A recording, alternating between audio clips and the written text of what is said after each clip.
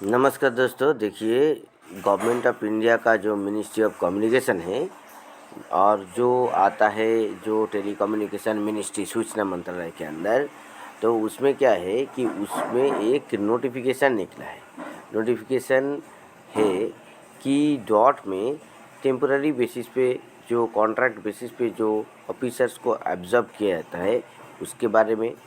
देखिए जनरली क्या होता है कि डॉट हो गया, ट्राई हो गया, ऐसे जो भी टेलीकम्युनिकेशन रिलेटेड बॉडीज़ है, इसका तो अलग से रिक्रूटमेंट नहीं होता है। तो रिक्रूटमेंट जनरली बीएसएनएल एमटीएनएल पहले करता था, अभी तो एमटीएनएल बंद होने का कगार पे है। तो और जो भी आईटीआई वगैरह पिछले टाइम पे जो भी एम्प्लॉयमेंट हुआ था, तो यहाँ से क्या होता था कि यहाँ से लोग जाके फिर एक गवर्नमेंट बॉडीज़ में जाता था। और कितना भी कुछ भी हो जाए, गवर्नमेंट बॉडीज़ में हमेशा गवर्नमेंट सेक्टर से ही लोगों को प्रेफर किया जाता है, क्योंकि जो नियम है वो नियम जानने के वजह से। तो देखिए दोस्तों, ये 20 तारीख को एक नोटिफिकेशन आया है। जैसे ही आया है तुरंत हम आप लोगों के पास लाए हैं कि जो भी अफसर, जो भी बीएसएनएल का कर्मचारी रिटायर होने वाले हैं या वीआरएस हो गया है या वीआरएस ले चुके हैं कि वीआरएस लेने वाले हैं, वो सबके लिए एक काम आने वाला है कि एक एक एम्प्लॉयमेंट अपॉर्चुनिटी की तरह आप लोगों के पास होगा। कहाँ के लिए होगा? ये देखिए, ये जो है वैकेंसी, ये वैकेंसी महाराष्ट्र सर्कल के लिए है। तो महाराष्ट्र सर्कल में जो दोस्त लोग हैं, जो बीएसएनएल का एम्प्लॉइज़ लोग हैं, वो लोग इसके बारे में ज़रूर सोचिए। आप लोगों का जो टोटल जो वैकेंसी है, देखिए ये करीब करीब 7 वैकेंसियाँ है। तो 7 वैकेंसी तो 7 लोगों का एम्प्लॉयमेंट तो होगा, और 7 लोगों का आशा करते हैं कि हमारे दफ्तर से ही होगा। तो देखिए पहले देख लेते हैं कि जो पोस्ट कितना है। देखिए एक में 2 पोस्ट है और बाकी सब में एक एक करके पोस्ट है। तो ये हुआ है कि असिस्टेंट डायरेक्टर है और आपका जूनियर टेलीकॉम ऑफिसर, ये दोनों लेवल पे रिक्रूटमेंट है। अब देखिए, ये पुणे में एक है, पुणे में 2 है, नागपुर में 3 है और गोवा में कुल 2 है। ठीक है। तो अब हालांकि ऐसे बोला गया है, इसका मतलब ये नहीं कि वहाँ पे ही पोस्टिंग हुआ, कहीं पे भी पोस्टिंग हो सकता है, वो तो आप जानते हैं। अब देखिए, application are invited from the retired government officials of PSU और रिसर्च ऑर्गेनाइजेशन और retired person of BSNL and MTNL. देख रहे हैं बीएसएनएल एमटीएनएल का जो भी रिटायर्ड पर्सन है वो लोगों के लिए है। Under VRS 2019 having age less than 65 years age. तो वीआरएस 2019 में जो पहला वीआरएस हुआ था बीएसएनएल और एमटीएनएल में, उसमें जो लोग वीआरएस ले चुके हैं एवं जो लोगों का वयस 65 साल से कम है, with adequate knowledge of working on computer, preferably having knowledge of dot field unit and telecom works. तो कंप्यूटर में आपको कंप्यूटर को आना चाहिए काम। कंप्यूटर में क्या आना चाहिए? ऐसे जो मेल करना, आपको टाइप करना, वर्ड, एक्सेल, ये सब जो बेसिक मोटा मोटा चीज़ होता है। आपको कोई यहाँ पे सॉफ्टवेयर नहीं बनाना है, कोई कोडिंग नहीं करना है आपको। ठीक है।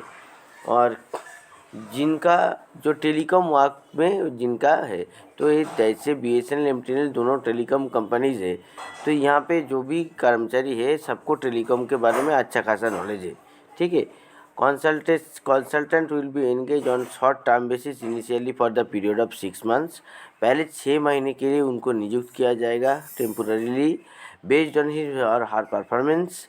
The contract can be further extended till regular manpower are available और मैक्सिमम 6 टर्म ऑफ 6 मंथ्स, मतलब 6 बार 6 महीना करके बढ़ा दिया जाएगा। ऐसे ही करके आपका हो जाएगा 65 ईयर्स एज। तो 65 ईयर्स एज तक आपका होगा और ज़्यादा नहीं होगा। The nature of duties of works वो अटैच एनेक्सियर ए पे है, आप लोग देख लेंगे। हम लोग ये फाइल को भी अटैच कर देंगे, ठीक है, डिस्क्रिप्शन में। Last date of receiving the application 4/3/2025 को रखा गया है, मतलब मार्च महीने का 4 तारीख। तो आप लोगों के पास अभी 14 दिन करीब टाइम है, और ड्यू डेट के बाद एप्लीकेशन को रिसीव नहीं किया जाएगा। और यहाँ पे जो भी वैकेंसियाज हैं तो वो पुणे, नागपुर, महाराष्ट्र तो जो गोवा, जो महाराष्ट्र एसएलए के अंदर आता है, ये सब में ही आपका पोस्टिंग होने का ये है। तो यहाँ का जो कैंडिडेट है, लोकल कैंडिडेट हैं, तो उन लोगों के लिए ज़्यादा अपॉर्चुनिटीज़ हैं। और देखिए, सूटेबल कैंडिडेट मेरिट बेसिस पे होगा, और पैनल वैलिड होगा 2 साल के लिए।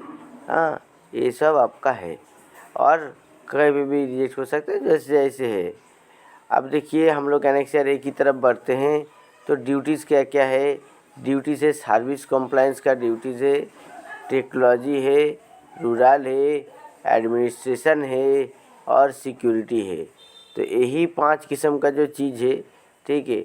तो आप लोगों को तो पता है जो टेलीकॉम में है। जैसे सर्विस कंप्लायंस, देखिए, कैप ऑडिट, पॉस इंस्पेक्शन, बाल कस्टमर इंस्पेक्शन, ये तो सब आप लोगों को पता है, जो भी दफ्तर में थे बीएसएनएल में या एमटीएनएल में, तो आप लोगों को पता है। टेक्नोलॉजी में देखिए क्या, PN1 implementation, issue of ISP licensing, monitoring of FTTH collection, ठीक है। तो ये सब तो आप लोगों को पता है। एडमिनिस्ट्रेशन, सिक्योरिटी, और देखिए पीरियड ऑफ एंगेजमेंट तो मैं तो पहले ही बोल चुका हूँ कि 6 महीने का कॉन्ट्रैक्ट 6 बार रिन्यू करके आपका होगा, ठीक है। और ये जो परफॉर्मेंस है, परफॉर्मेंस 65 साल के लिए आपका होगा। एलिजिबिलिटी जो है, एलिजिबिलिटी तो आप जानते हैं कि 7 CPC सीडीएस स्केल और इक्विवेलेंट IDA स्केल में, तो जो रिटायर करने वाले हैं वो स्केल में चले जाते हैं। और देखिए रिन्यूमरेशन पर मंथ, ये फलाना लेटर में लिखा हुआ है, ऐसे no dearness allowance, no increment, no HRA, ठीक है।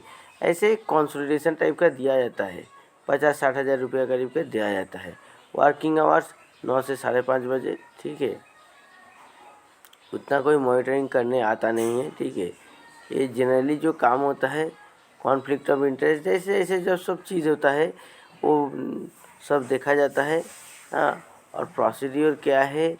प्रोसीड्योर सिलेक्शन का प्रोसीड्योर है कि एक पैनल बनाया जाएगा, पैनल 2 साल के लिए लागू रहेगा, और वो सूटेबल कैंडिडेट्स को इंटरव्यू के लिए बुलाया जाएगा, ठीक है। आप देखिए, आप ये जो ईमेल एड्रेस है यहाँ पे मेल कर सकते हैं, ठीक है। अपना जो भी है स्कैन कॉपी जो भी करके आप इंटरेस्ट कैंडिडेट, तो जो फॉर्मेट है उसको स्कैन करके फिलअप करके कर सकते हैं। टर्मिनेशन ऑफ कॉन्ट्रैक्ट 30 दिन का नोटिस दिया जाएगा, और उसमें होगा, ये तो कोई परमानेंट एम्प्लॉयमेंट है नहीं, ठीक है। उसी हिसाब से एनेक्सियर बी में देखिए आप लोगों के पास फॉर्मेट दिया गया है, तो वो फॉर्मेट का हिसाब से आपको भरना पड़ेगा, और भर के आप लोगों को करना पड़ेगा। देखिए यहाँ पे सब चीज़ लिखा हुआ है, ठीक है। यहाँ पे फॉर्मेट भर के आपको करना पड़ेगा, और एनेक्सियर सी में ऐसे कुछ खास नहीं है। और यहाँ पे एक सर्कुलर नंबर लिखा हुआ है, सर्कुलर लिखा हुआ है। तो contract appointment of retiree central government officials जो है, वो जो रूल का जो हिसाब है वो यहाँ पे लिखा हुआ है। और देखिए ऑफिस मेमोरेंडम में भी जो कॉन्ट्रैक्ट अपॉइंटमेंट का जो रूल है वो रूल्स लिखा हुआ है, उसको आप लोग पढ़ सकते हैं। और उसी हिसाब से जो होता है, उसी हिसाब से आपको पूरा दिया गया है कि कहाँ पे कितना मिलेगा, कहाँ पे कितना नहीं मिलेगा, ठीक है। अगर डिटेल्स कोई प्रश्न होगा तो इसके बारे में हम लोग सेपरेट वीडियो बना देंगे। नमस्कार।